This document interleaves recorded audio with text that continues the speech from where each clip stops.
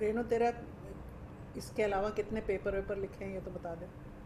Ma'am, we are open to all public now.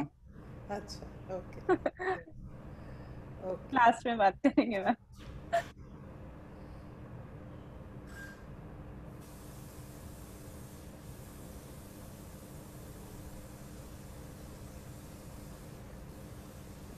So, good evening, all participants.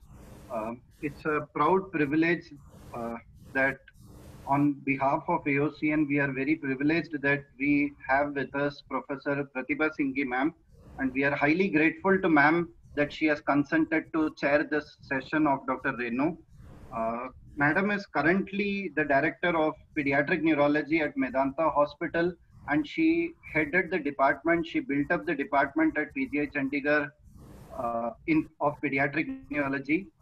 She and Dr. Pratibha Singh and Dr. Veena Kalra are considered as mothers of pediatric neurology, and they have pioneered pediatric neurology. And today she represents India on an international platform. So it's a proud privilege that as an Indian, Dr. Singh is representing in ICNA, which is the international platform for pediatric neurology.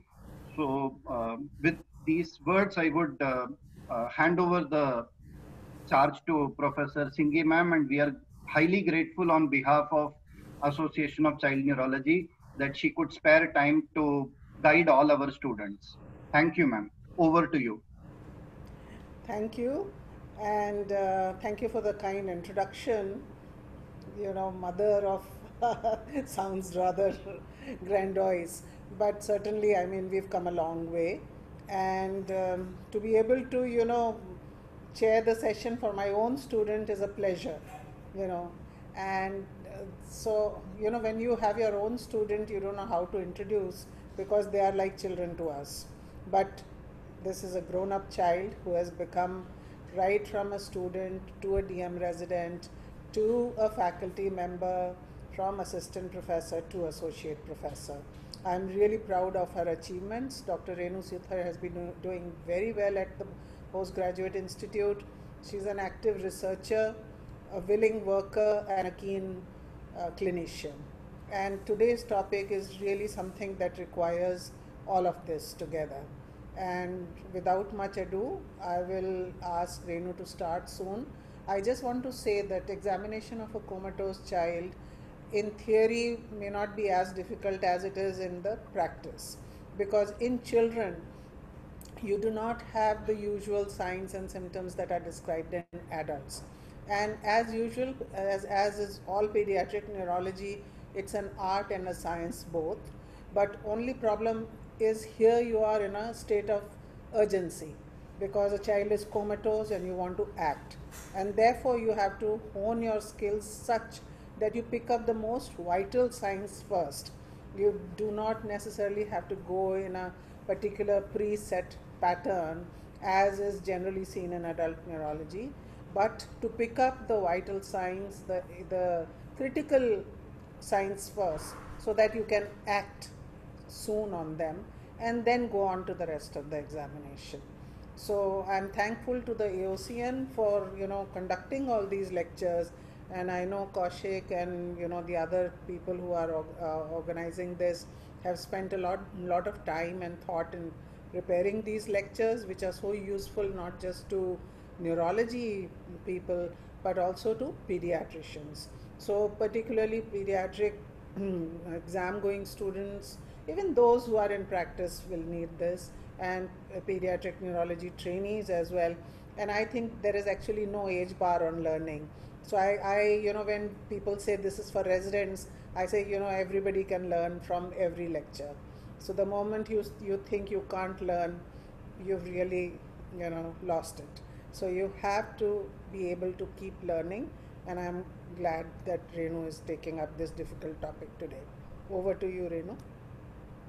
Thank you, ma'am, for your kind introduction, and it was really kind of overwhelming for me that the ma'am was the moderator. It was a great opportunity for me, and thank you AOCN Vet Academy to give this opportunity to talk.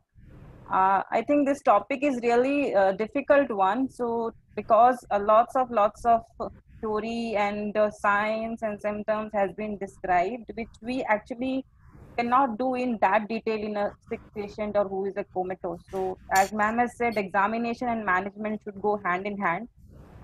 Detailed examinations can be done when the patient is stabilized or like he has acute issues has been taken care. So I'll start with the presentation. So let's begin with the case scenario first.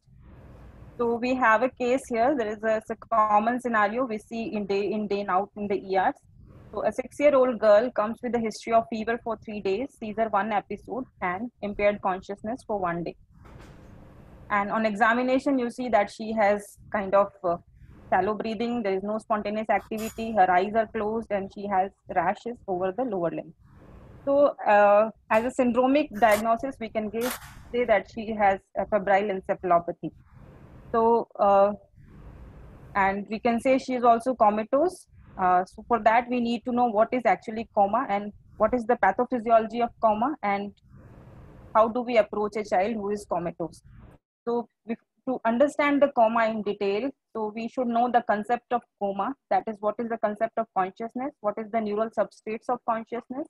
How do we define coma? How do we define vegetative state or minimal conscious state? And what are the common etiology in our setting? And approach could be related as history examination and how do we plan workup of these patients. So coming to the consciousness, it is a state of awareness to self and environment. It's a kind of very simple definition of consciousness, but it has a two components which are difficult to understand. So it has two dimensions. First is arousal and second is awareness. So arousal means wakefulness and awareness means we should be aware to self and surroundings. So these two concepts has to be understood to say whether the patient is conscious or he's unconscious. So consciousness, as I said, arousal means wakefulness state. How do we assess wakeful state? Like we should have some distinct periods of eye opening and eye closure that represent a spontaneous sleep, and sleep-wake cycle should be there. It is kind of objective assessment so that we can see the patient has a sleep period for a few hours and then he gets up, and it may not be as in circadian rhythm, but there may be alteration sleep-wake cycle, but we should identify there should be distinct period when the child is sleeping. And the localization of this consciousness of arousal function lies in the brainstem and hypothalamus. And awareness is the concept of awareness to the self and surrounding. And there should be some response which should be meaningful and reproducible. So it should be reproducible response to either command, voice command, or a stimulation or a painful response. And awareness is a subjective kind of assessment. So if the patient does not want to produce any kind of response to any of these stimuli, it is difficult to assess awareness. That occurs in a locked in state kind of syndrome where we don't have any motor activity. So at that time, it is difficult to assess the awareness. And the awareness is mediated by the diffuse cortex, like we have hemispheres. So frontoparietal networks usually coordinate the awareness toward the self and surrounding. So the unconscious is just opposite. So it is lack of awareness to self and surrounding. So that can be physiological in sleep, and in pathologically it is coma or vegetative state. So let's see how sleep and coma is differentiated. So sleep is a physiological process where the arousal is possible with the stimulus, and it is a biologically active state. So we have a postural adjustment like yawning, turning during the sleep, as well as we have specific sleep signature in the EEG. But coma is a pathological state where arousal is not possible with any kind of stimulus, whether it is noxious or obnoxious, and it is not possible to arouse patient from the coma. And where the activity of neurons is reduced, there is no spontaneous activity, and EEG usually does not show the typical sleep-wake pattern. It shows just slowing or other markers who suggest a comatose state. So, so this is the concept of consciousness, arousal, and awareness. After that, we should understand which of the lesions in the brain can produce a comatose twitch. So there are the 4 images in which I want to ask which of these can cause a comatose state. So in one image, we have kind of massive lesion in the bilateral thalamus. In one image, we have massive infarcts of the bilateral cerebral hemisphere. And in one image, we have involvement of the cerebellar peduncle and cerebellum and some part of cerebellum. So among these, which of these lesions can cause comatose state? So this concept we have to understand why what is the anatomical substrate of the coma. So the substrate for coma, as I told you, lies in the brainstem as well as cerebral cortex. So in the brainstem, we have this reticular activating system, which lies in the brainstem area. Precisely, it lies in the diencephalon, that is thalamus, hypothalamus, part of midbrain, and upper part of the pons. So this is the area where this RAS system lies, and RAS system lies, and it along with the cerebral hemispheres network, it coordinates the awareness. So the center of arousal and wakefulness lies in the RAS, and awareness lies in the cerebral hemispheres. So there are several networks which control the awareness. Some of these names are there, but we can read them in the book in detail. So the impairment of consciousness lies in a spectrum where we can have mild encephalopathy to we have a comatose state. So the milder encephalopathies are usually known as obtundation and stupor. So usually these terms are not used because now we use more quantified assessment through scales like GCS for assessment of unconsciousness. But to understand, obtundation is mildly reduced alertness, and stupor is deeply reduced alertness and unresponsiveness. So from a stupor state, you can arouse a patient with the vigorous stimuli, but then again he goes to sleep. But respiration, other systems are maintained in these two states. Sometimes patient can be agitated in these two states, like obtunded or low patient who are low comatose states are highly agitated. You can have lots of thrashing movements, violent movements, but gradually these as the disease progresses, the encephalopathy progresses from these states to a comatose state. So coma is defined as a state of deep, unarousable, sustained pathological unconsciousness. So it has to be deep. I will tell you how do we assess that it is deep or it's kind of mild. It should be unarousable, like there should be no stimulus which should be able to arouse the patient from that deep encephalopathy, and it should be sustained. Sustained means the period of unconsciousness should last for more than 1 hour. Just to differentiate from transient kind of encephalopathies like seizures, syncope, in which there can be encephalopathy for a few minutes, but then the patient spontaneously comes out from the encephalopathic state. So it should be deep, it should be unarousable, and it should be sustained. And it has a pathological substance behind, or there may be a pathological etiology behind that. So usually the eyes are closed, patient is completely unaware, there are no spontaneous activity. Breathing is usually impaired based on the site where the lesion is. And it can occur because of lesion in RAS, it can occur because of lesion in the cerebral hemisphere, and it can occur with the combined lesion also.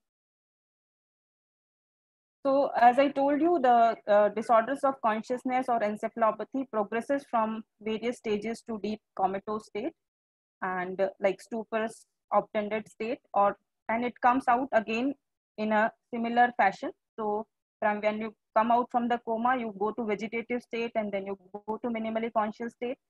And there are other severe disorders of unconsciousness are locked-in syndrome and brain death. So these are there. So the concept of coma we have to understand by this diagram, which clearly explains what is the anatomical substrate of coma. So this is an RAS present in the posterior part of involving the diencephalon, midbrain, and posterior part of the pons, and this is the cerebral cortex. For the normal function, normal awareness, we should need a healthy functioning cortex, and we also need a healthy RAS system. So what happens in a comatose state? So either the whole of the cerebral hemisphere is not functioning, or we can have a lesion in the RAS system also. So it can be a combined lesion, it can be isolated lesion of the RAS. So then it is a kind of comatose state. And otherwise, locked-in syndrome, where we see the cortex is okay, it is functioning normal, RAS is also functioning normal, but the damage is there to ventral pons where these motor tracts are lying. So if you have injury to the motor tracts, you understand there is a quadriparesis, but you can see this midbrain and pontine area is preserved where you have nuclei of the oculomotor system. So the ocular nerves, ocular movements are preserved, and you have pupillary responses are present, awareness is present, sleep-wake cycle is present, but patient cannot move. And then there is a brainstem death where there is a whole of this brainstem is not functioning. So this concept has to be understood to localize where we have a pathology. in a comatose patient. So either it is a diffuse hemispheric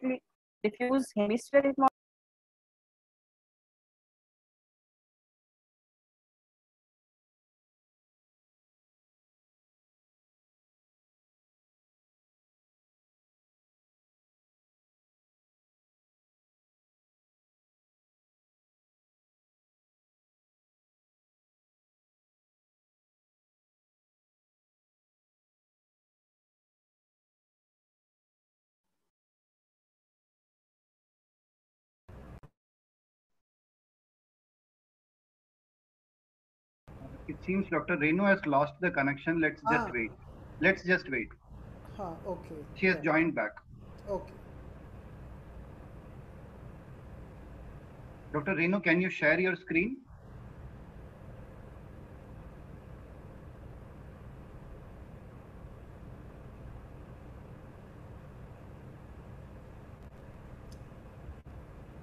Renu, please share your screen.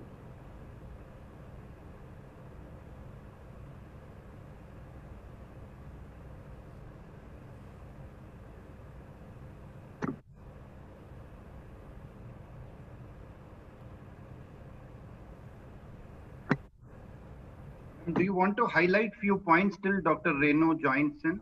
Yeah, I think importantly for residents and for trainees, all these terms of obtundation, delirium, and then vegetative state, locked in state, it sounds, easy, but when you read it, but when you actually see a child, it is difficult.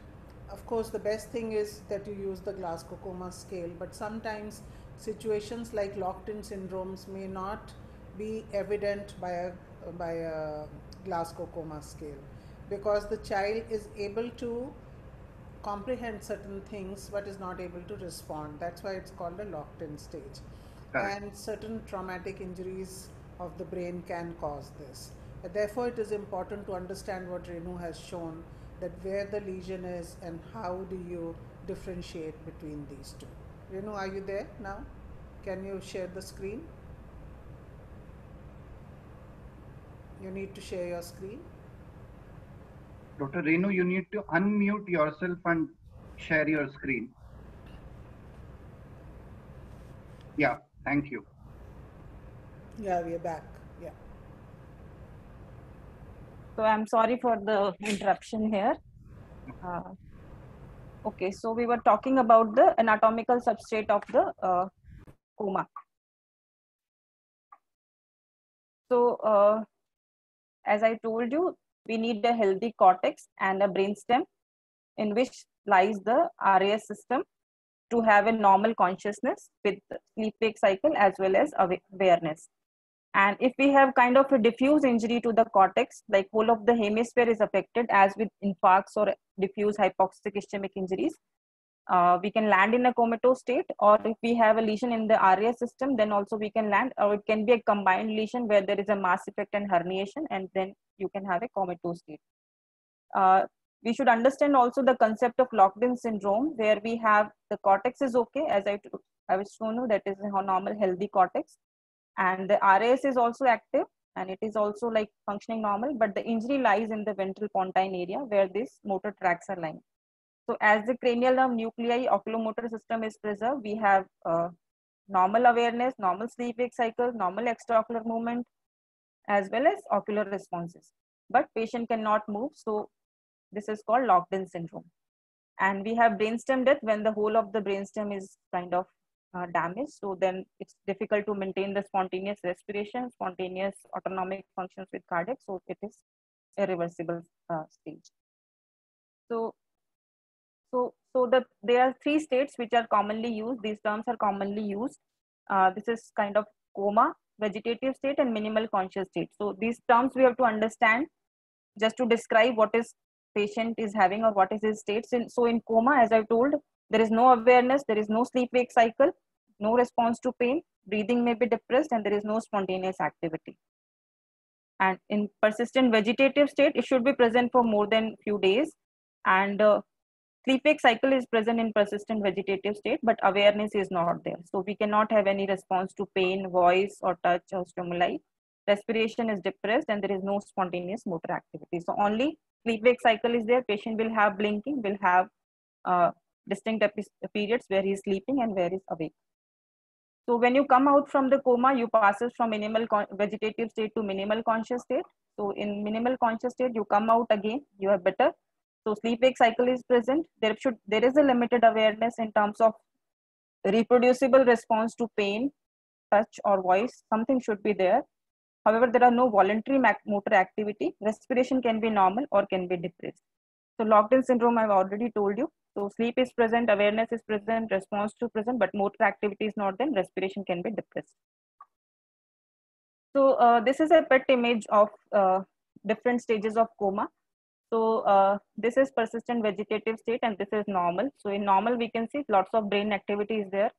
You have red areas where the cortex is active, but as you become vegetative, the cerebral activity is completely reduced. And once you come out of the coma, your brain gradually start working. And then if you become normal, then healthy functions are there.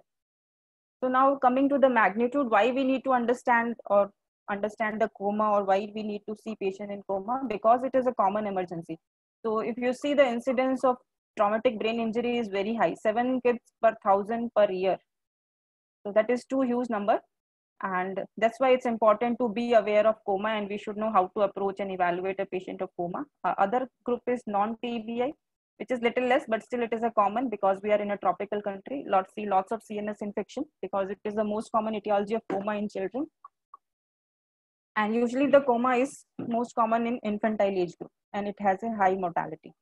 So the etiology is coma is either infection or brain inflammation, or it could be structural, or it could be metabolic, toxic, or nutritional causes can be there.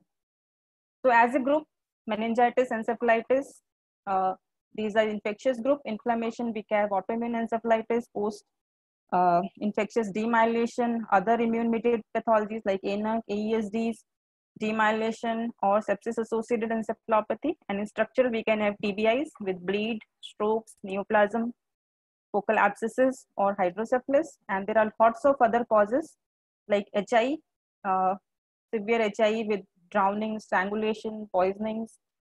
We can have lots of metabolic causes as well as nutritional and toxin causes, toxin related causes. So this was a series from PGI. So if we see in this series, 100 patients with non-traumatic pediatric patients were enrolled, and we see CNS infection are the most common causes of coma in children. So tubercular meningitis, encephalitis, herpes, malaria, rabies, NCC, these are the common etiology.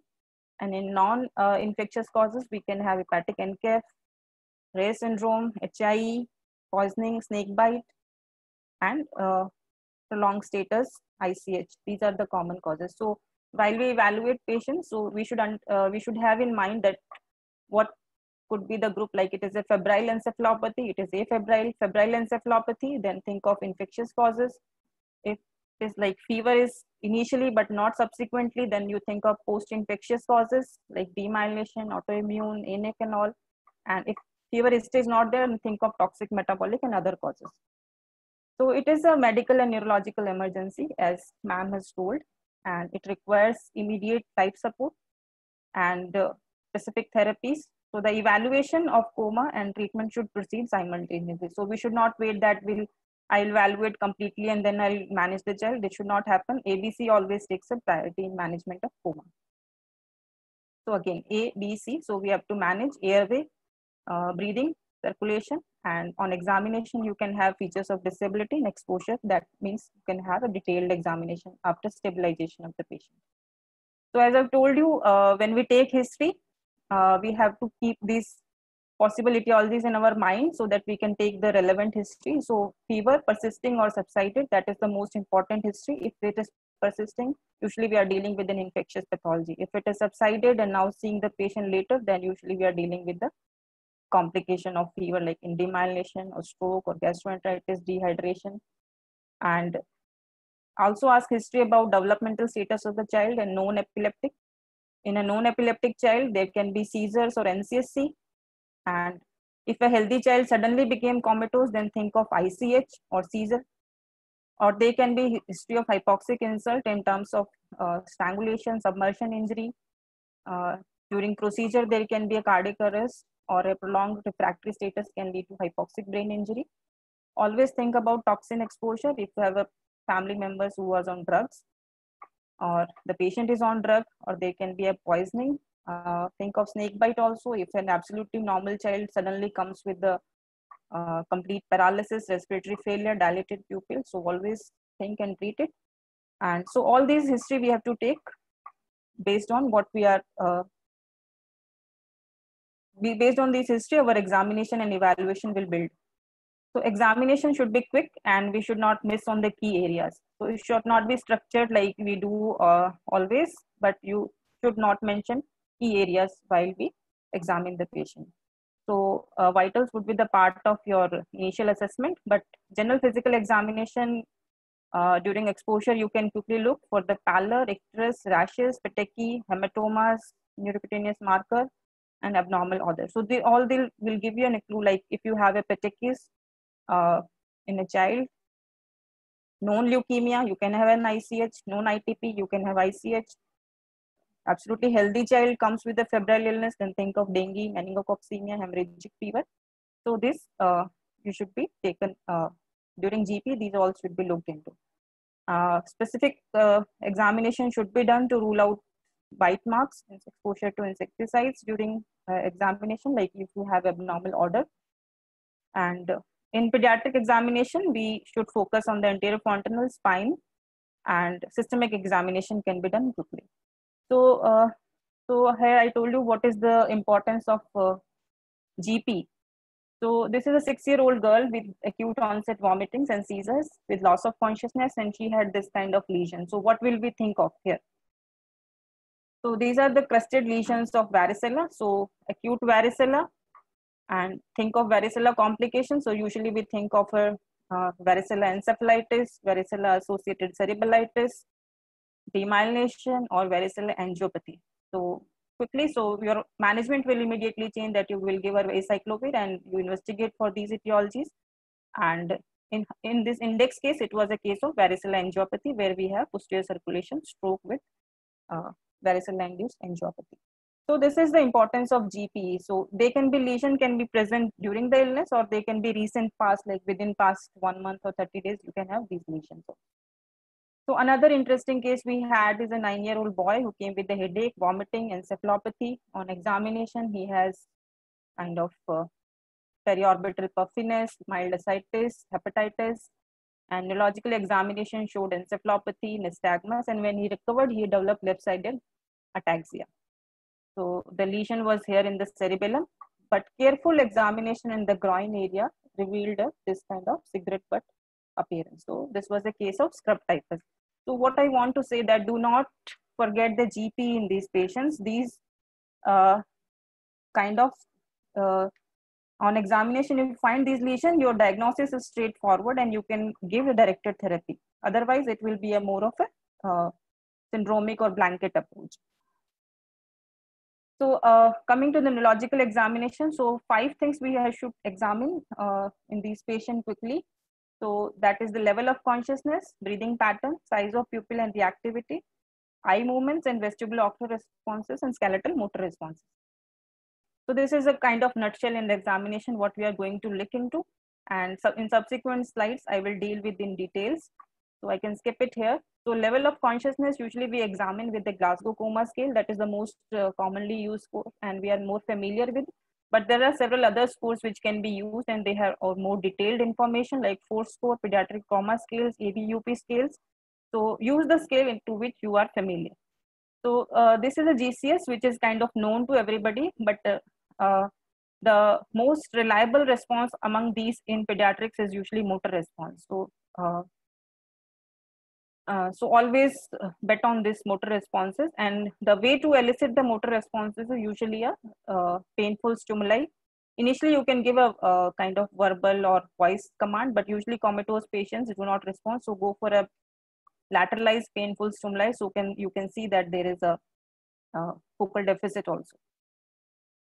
So this is a pediatric modification which can be seen in the textbooks. So second is, after the assessment of GCS, assess the pattern of breathing.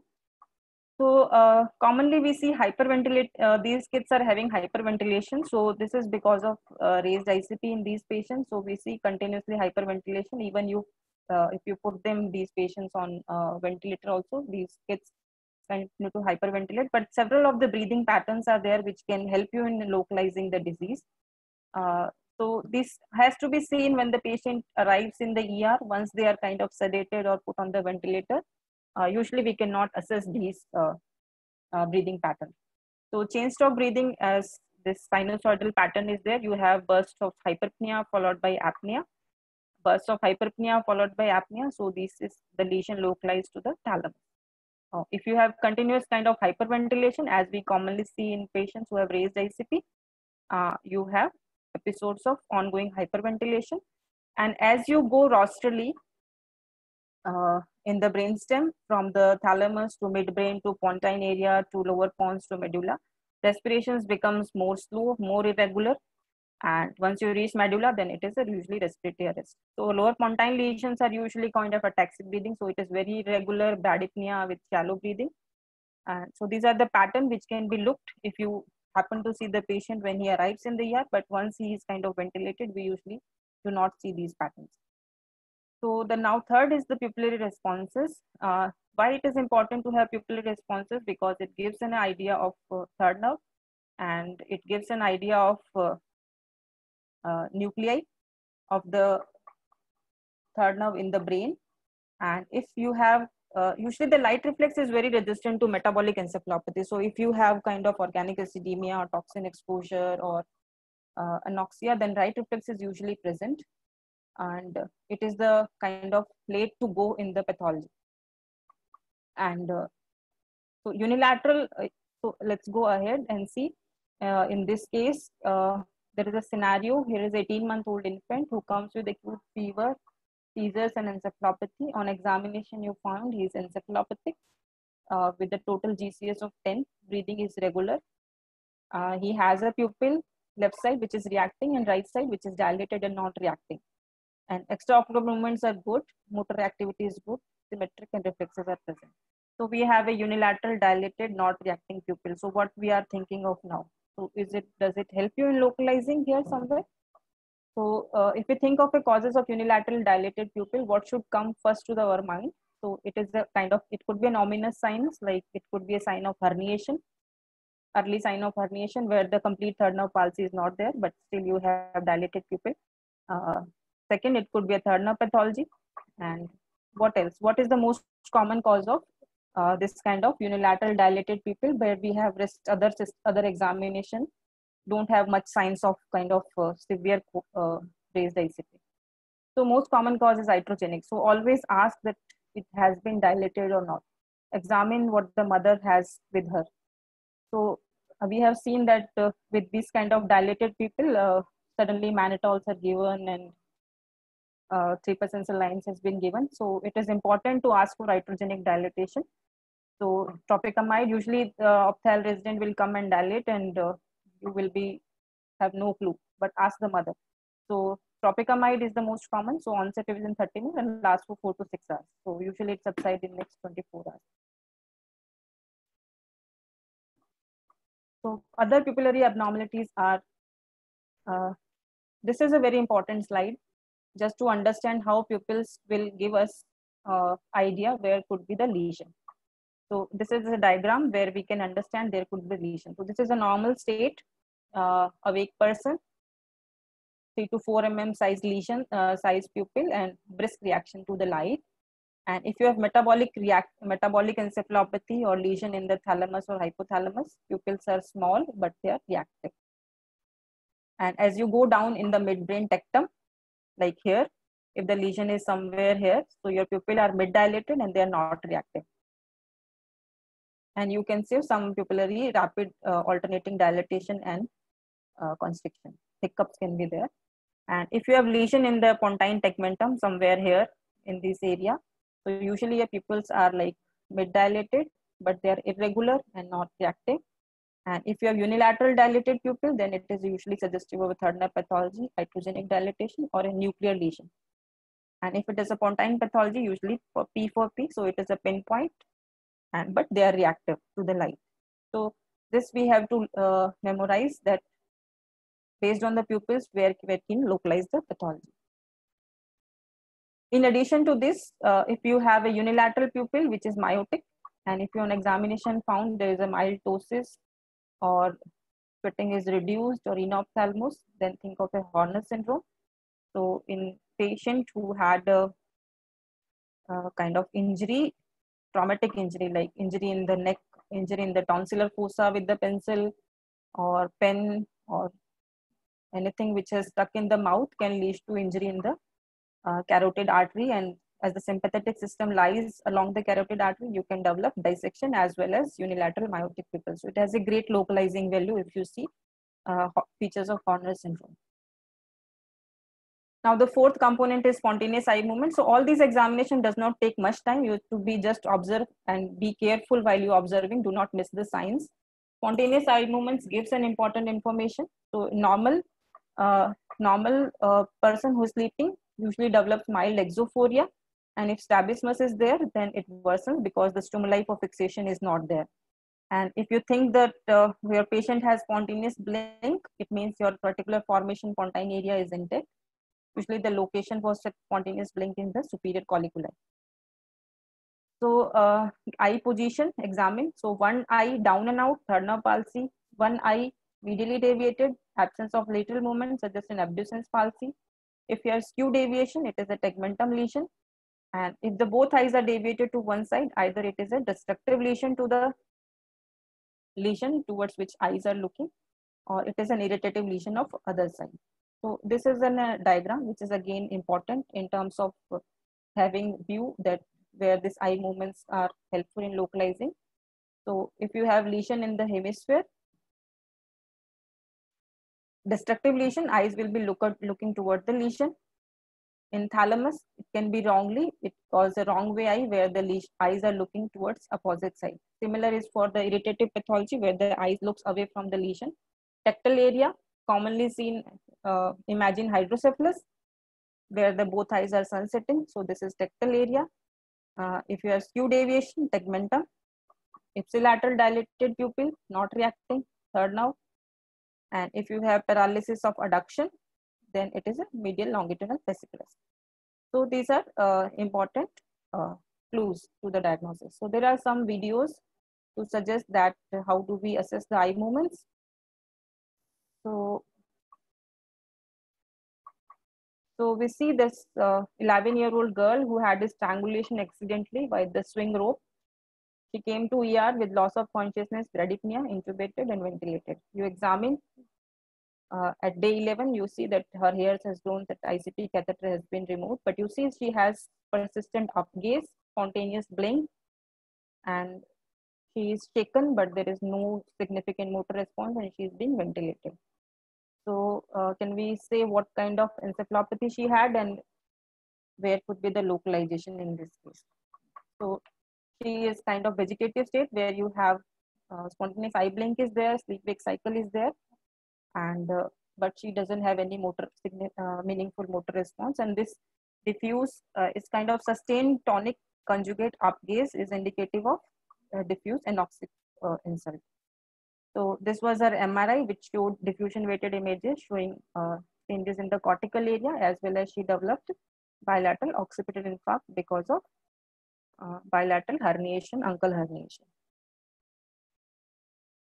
This is a girl with sustained up gaze, awake. So this is suggestive of ocular dystonia. So the findings in awake and comatose makes you entirely think about different process. So comatose patient sustained up gaze, it suggests more of an anoxic or diffuse injury, and awake child, it is usually oculogyric crisis. Conjugate down gaze, so as we commonly see in children with sunsetting, so it is usually due to pressure on the tectal plate. So by thalamic hemorrhage or hydrocephalus, you can develop conjugate down gaze. So now this video shows conjugate right deviation of the eyes. We also see some kind of jerk nystagmus here. So this suggests either an irritative pathology of the left hemisphere, where the eyes are looking, sorry, right hemisphere, where the eyes are looking toward the left, or other possibility could be a destructive lesion of the left side. So since there are head bobbing as well as some jerk also, the seizures could be more strong possibility here.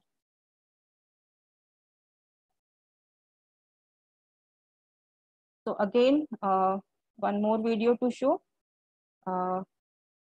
persistent gaze towards one side with the jerk nystagmus also with some stereotypic movements. So what this suggests here? So usually these are epileptic in origin. So if you observe in a patient who has some kind of stereotypic movement, salivation, kind of stereotypic ocular movements, usually they suggest seizures or NCSC. So image was normal, so she had non-structural pathology. She was a case of fires with ongoing seizures. So this is the summary of the ocular movements which we can see in these patients. So there are several which are described in books: bobbing, dipping, reverse bobbing. Usually these are rarely seen in children, more seen often in adults. But if you carefully examine, some of these movements can be found. So I can show some of these examples here. So you can see here, both the eyes are going slowly downwards and they are coming swiftly up. So slow down movement and swiftly going up. So it is a video of ocular dipping. So slow down movement and rapid upward movement. So what is the significance if we find this movement? So also known as inverse ocular bob, where there's a slow down first movement and fast upward movement. So it usually localized to a pontine pathology. And at time it is seen in diffuse encephalopathy like anoxic coma or post-status kind of state. So again, one more video to show. So I'll show you what she has is. So in this video, we can show she has slowly both eyes drift towards upward and she has rapidly coming down. So it is kind of reverse ocular dipping, where this ocular movement is fast, slow movement is upward, and then rapid down movement is there. So again, this could localize to a pontine area, or it could also be seen in a diffuse anoxic brain injury. So now after having assessment of encephalopathy, GCS, you examine pupils, extraocular movements, spontaneous ocular movements, and then coming to the skeletal motor responses. So usually motor examination different in comatose patient as compared to your normal awake child, where we go systematically from tone, power, individual muscle group examination. Here we all see just what is the overall motor response of the child. So first you assess with the voice response, like you can give a command. If the patient is light encephalopathic, can respond, but if is not responding, then you give a noxious stimulus and then assess what is the motor response of the patient, then assess for the tone, hypotonia, spasticity, rigidity, arching or opisthotonus you can find, and then you examine for reflexes. Initially the superficial reflexes are absent, later on deep reflexes also become depressed, and as the coma deepens, reflexes becomes absent. And during stimulation or giving a noxious stimulation, you should also assess for abnormal motor pattern, like if you have a deficit or abnormal posture. So this is the way we have to give a noxious stimulus to these patients. So first give a lateralized stimulus, like you stimulate either on the nail bed, painful response, or if you stimulate at the supraorbital ridges, mild painful response. And if you can elicit a response with these, then it will help you in localizing if there is identifying if there is a motor deficit kind. If you have a consistent response only from the one hand, then it indicates the other arm could be paratic. Other method could be a temporomandibular joint pain. But if you cannot elicit with any of these, then the sternal noxious stimulus should be given. Then you can help. It can help in eliciting a response. So this is you stimulated at the supraorbital ridge, and you see that there is a movement of one arm. And while examination, you also see the posture. This arm is kind of flail, internally rotated and leg is externally rotated. So this suggests there is a hemiparesis on the left side. So this localized to a hemispheric pathology where we have a right hemispheric. So other method for assessment could be arm drop or leg drop sign. So how do you assess that? You raise the arm in the about 45 degree, both the arms together, and you drop them. So the arm which is kind of weak or flail will immediately fall, but the arm which is normal will be little slow in coming down. Same can be done with the leg also. You raise both the legs alternatively. The normal leg will come down slowly, but the weak leg will come immediately fall to the bed or immediately. So this is kind of arm dropping or leg dropping sign used to assess weakness in this patient. Or if you have a grimace response, then you can see asymmetric cry or loss of nasolabial fold on that particular side. So if your coma is deep, if you give a noxious stimuli, so you can have a decorticate posturing where you can see there is a adduction, flexion at the wrist, flexion at the elbow, fingers, and extension at the lower limbs with internal rotation. So it is a kind of ominous sign. It means your patient is having herniation. And this name is given as per the animal studies where the different levels were cut and you find that what kind of posture that animal model has. But usually what the way is to remember lesions above the red nucleus tend to cause decorticate posturing, and lesion below the red nucleus usually causes decerebrate posturing. So decerebrate is further more ominous sign where you give a stimulus and then there is a extension of the arm and extension of the leg, and you can have arching or opisthotonous posture. So means the lesion is the lower down in the lower pontine area or in the medullary area, so below the red nucleus. So these are the signs which suggest that there is a severe raised ICP or you have severe pathology, and it's a kind of ominous signs are there. So with motor essence, motor responses, we look for focal pathology. We assess that what kind of where the lesion lies, upper part of the pons, lower pons, or medulla, and we also have an idea what kind of the lesion we are dealing, like febrile illness with hemiparesis. Think of infarct, demyelination, soul, brain abscesses, and all. And afebrile illness, think of tumors, bleeds. So this give an idea what we are dealing with. Sometimes what happens when we examine the patient during acute state, we do not find any, all is kind of weak and areflexia. So we don't find any kind of movement. But once the patient starts improving and still you find that the patient has paralytic weakness, there is areflexia, also think of LMN associated pathology. So it could be a spinal shock or it could be associated anterior horn cell pathology also. So like this is commonly seen in patients with GE encephalitis where you develop initially you have encephalopathy, then you evolve into dystonia, but if your legs are kind of flail and weak and areflexia is there, think of anterior horn cell involvement. At time locked in syndrome like GBS, we can have this kind of flail and weakness with areflexia, TBM with arachnoiditis, and in a patient who is like chronically in ICU, critical illness pathology, myopathy or neuropathy should be thought of. So then last examination point is about the meningeal signs. It gives you an idea about infective pathology. Meningeal irritation is there. So classically we have Kerning's and we have Brudzinski sign. So this is the way Kerning sign should be elicited. So you flex the hip, flex the knee, and then at the 90 degree, then extend the leg. And if there is a pain in less than 135 degree angle, then it is a positive. It suggests it's a meningeal irritation or root pathology. So this is Brudzinski sign given by Professor Joseph Brudzinski. He was a pediatrician and he could see this sign in infants up to 6 months of age also. So some other signs has been described by them, symphyseal sign, Brudzinski reflexes, and cheek sign. So if you give a painful stimuli at the pubic symphysis also, you have similar kind of flexion of the hip as well as knee. So these are the other signs of eliciting meningeal pathology. So now after that, you look for signs of raised ICP, and then these are the signs of raised ICP like GCS, less than 8, abnormal pupils, abnormal eye movements, absence of oculocephalic or doll's eye movement, posturing, hypertension, breathing pattern will suggest signs of raised ICP. So these are some of the herniation syndrome which I can skip. But importance is to see this herniation syndrome. We should identify when the patient is having posturing or abnormal breathing pattern or pupillary abnormalities. So these are the signs. We should think what is happening in the brain. So if you have subfalcine herniation, what you will develop? You will develop the monoparesis, contralateral side, and encephalopathy will be there.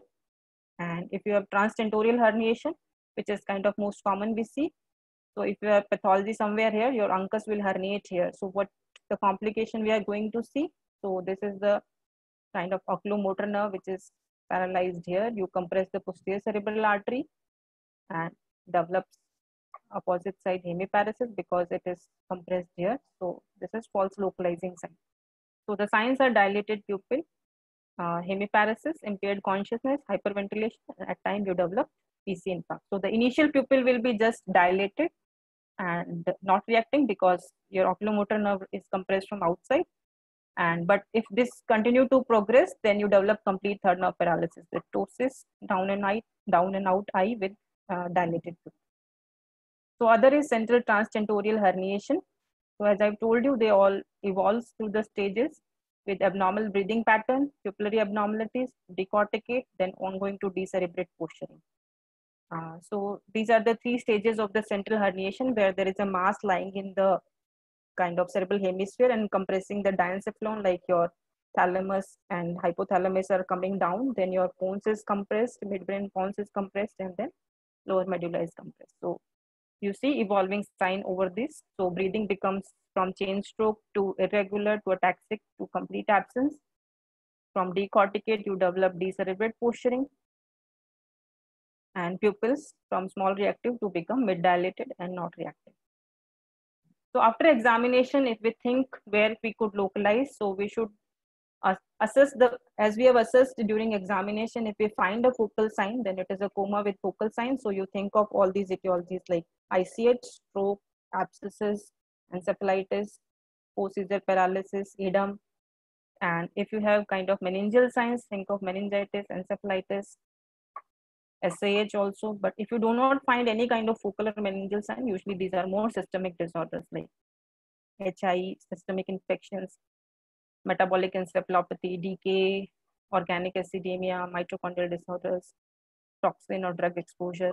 So this is how after examination we should be able to classify our patient in these categories because your management will depend on.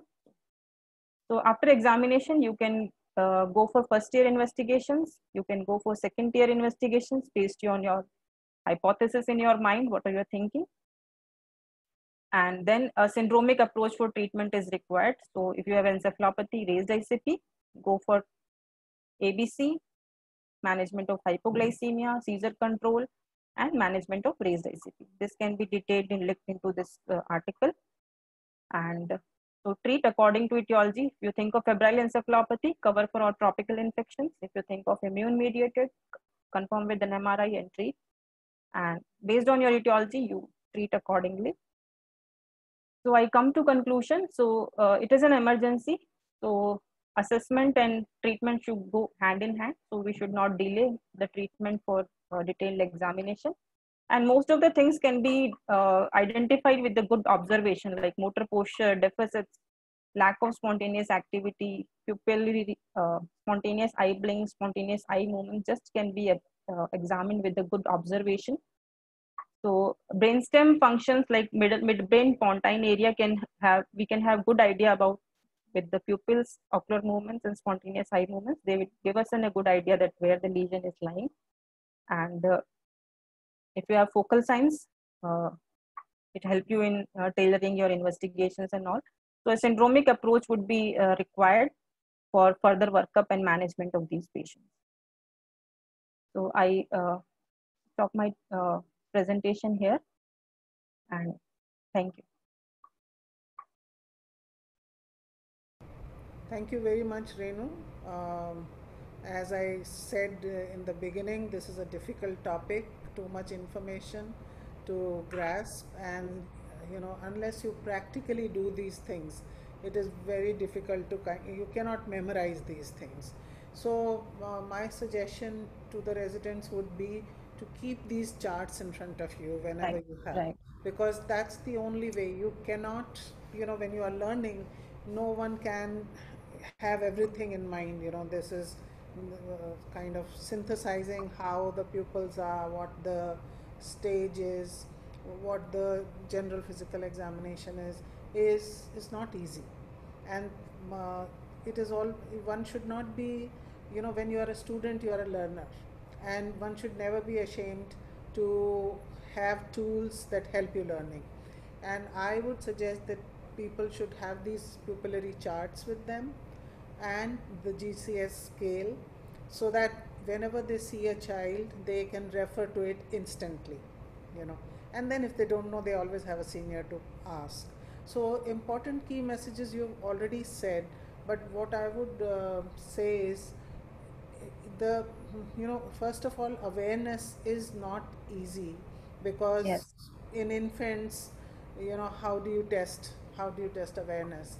So a child may be very irritable because of raised ICP, but may be aware, but at that time you cannot test the awareness. So irritability can interfere with the actual assessment of awareness.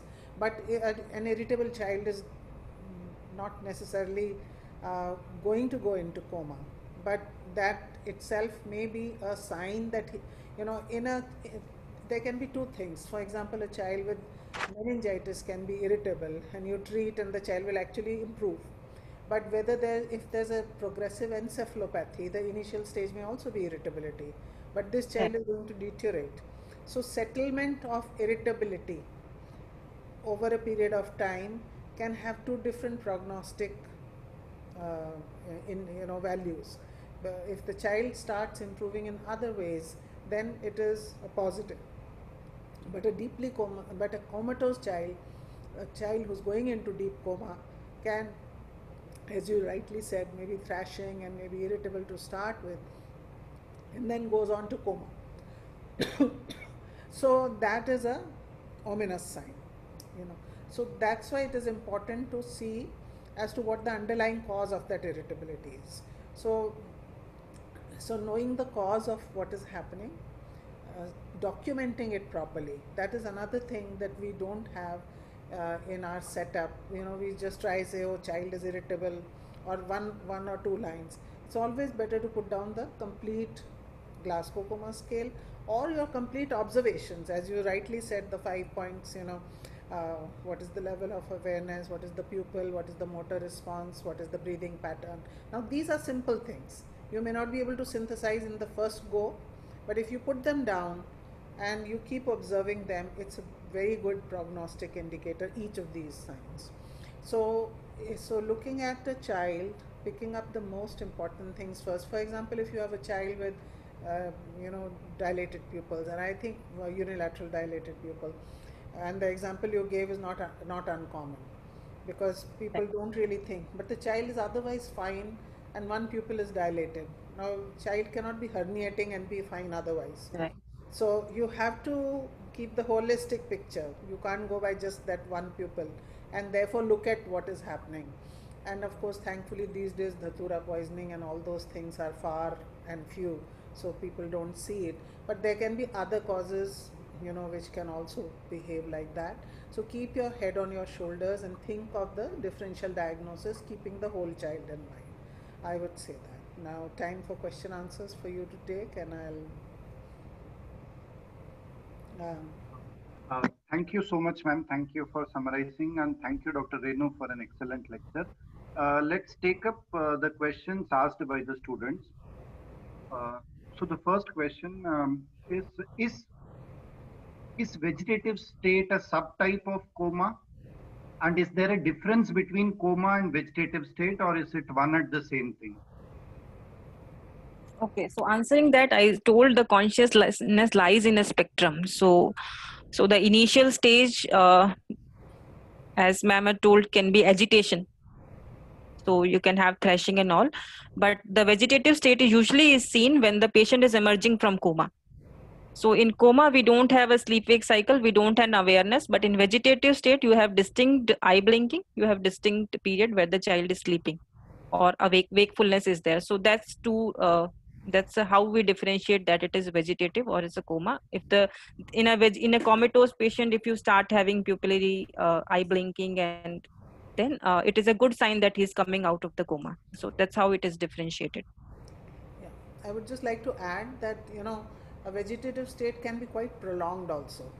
Right. So while it may be a sign of recovery, but at times it can be very prolonged, and you have heard of stories, of people being in Yeah. vegetative state for Vegetative state. months and Yes. so and so forth. I mean, not thankfully in children this is not so common, so we don't get into that.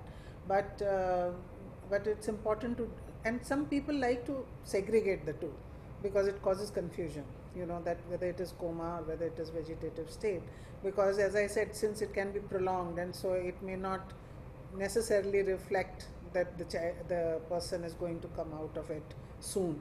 So people try to segregate the two, and there is always clubbers and segregators, but that's how some people look at it. Yeah, thank you, ma'am. There is another question on what is the recommendation of 3% NaCl versus mannitol in raised ICP?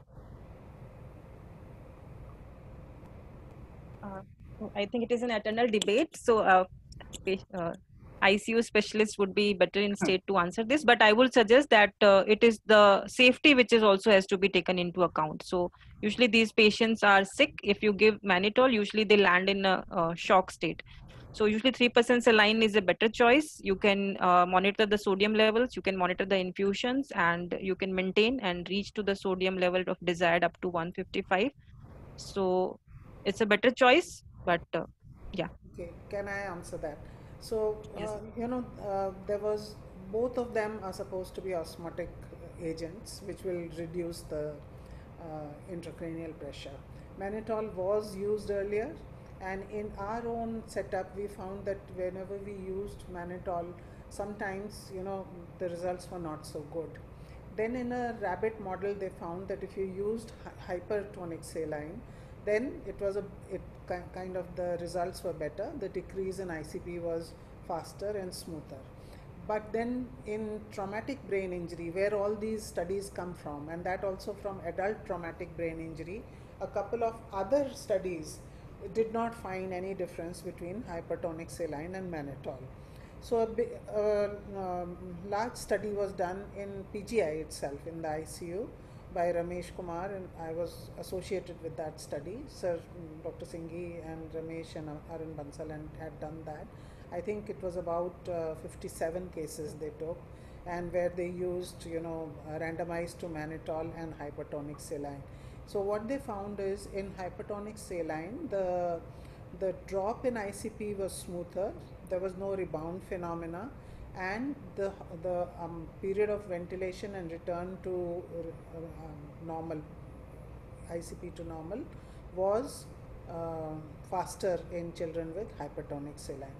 So since then we switched the practice to hypertonic saline, and most units nowadays everywhere are using this. So this is really the first study which has actually just been accepted in the journal PCCM, and it should be published soon.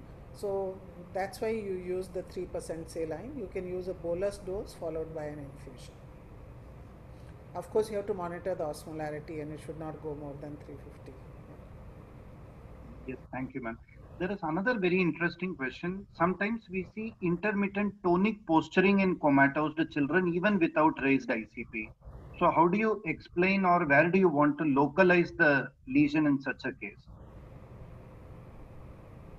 So answering to this question, uh, so one single sign, we should not rely on a one single sign. It should be the whole picture which has to be taken in account. So if you have kind of pupils which are dilated, or if you have breathing irregularity, you have hypertension, you have a deep coma, so then it suggests the posturing suggests a raised ICP, like you are going into the corticate state.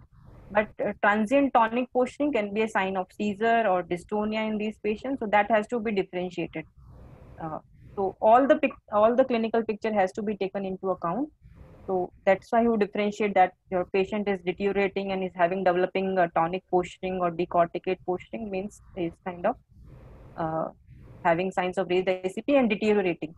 And So otherwise, it's just one episode. Think of a seizure, dystonia, or Yeah, it's always better to get the EEG monitoring done. Yeah. right. I see. One of the student wanted to see your slide of primary investigation once. Can you show for the student? Primary investigations. I think the second or second last slide. Okay.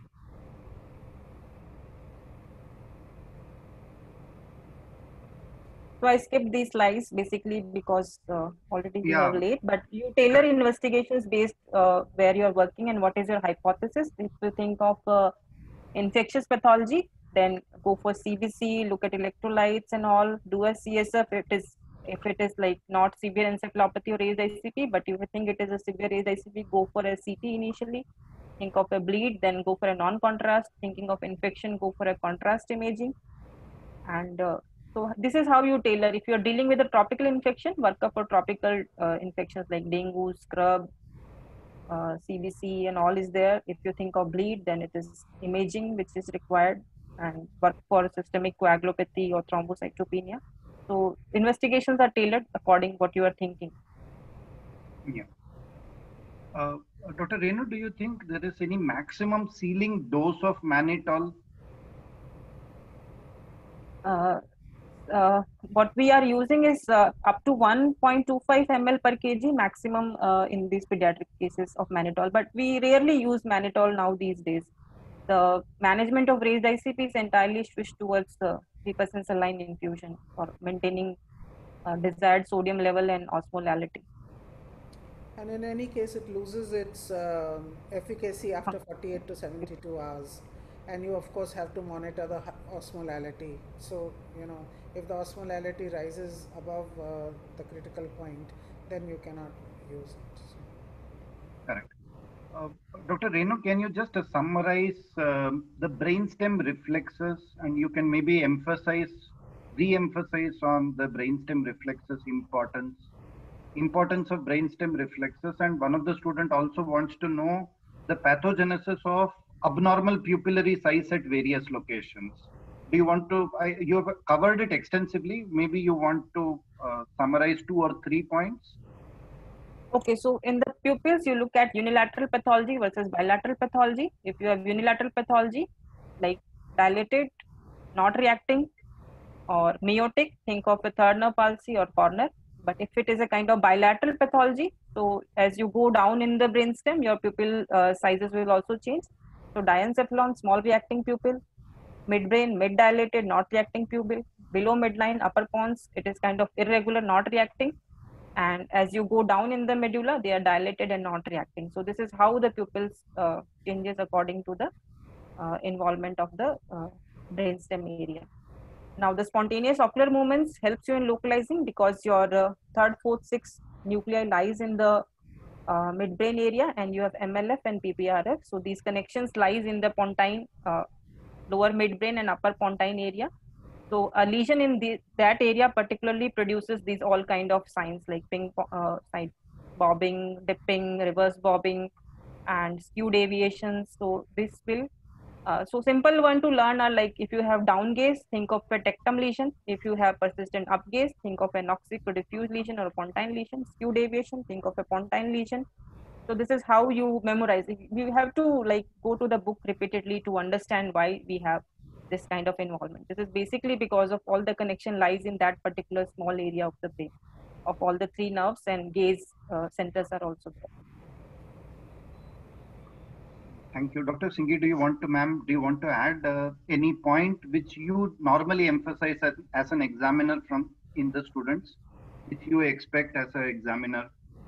In terms of In terms of pupillary size and pupillary abnormalities, this is a difficult area for students to understand. Yeah, it is difficult, and we normally, in small children particularly, observing all those movements is also not easy, and therefore, first of all, she's already said the reflexes, and one or two things that questions that arise is when you are looking at unilateral problems, then you are possibly dealing with some sort of a structural problem. Correct. Hemorrhage, whatever, Ixol causing herniation. If there's a bilateral abnormality, possibly you are dealing with something metabolic, and including hypoxic. So that sort of thing immediately distinguishes as to which way you have to go. And then you look at the other abnormalities. Obviously, if it's a fixed gaze, then you are again thinking of, she has already explained the lesion, where it is, etc. I think, one would have to uh, sort of read and understand these things, as she rightly Yes, said, because there's correct, no point repeating things that have been said. It's not easy to correct. kind of remember like that. Yeah. So, Thank you, ma'am. Dr. Renu, do you want to quickly answer on the difference between apneustic breathing and ataxic breathing? Okay, so apneustic breathing, you have an inspiration which is prolonged. There is a pause in between, and then you have an expiration. So it is a bradypnea. Number of breaths will be low in 1 minute, and prolonged inspiration with hold and then expiration. While ataxic breathing is, you have absolutely irregular and shallow breathing. So some breaths comes, then there is a period of apnea. Again, it's more kind of ominous when you see kind of gasping efforts, or so that goes in the ataxic breathing. Yeah, thank you. Apneustic is more regular breathing. Correct. Do you want to quickly add on the brain death? Do you want to just mention, now that you have covered extensively on coma, one of the student has asked on brain death.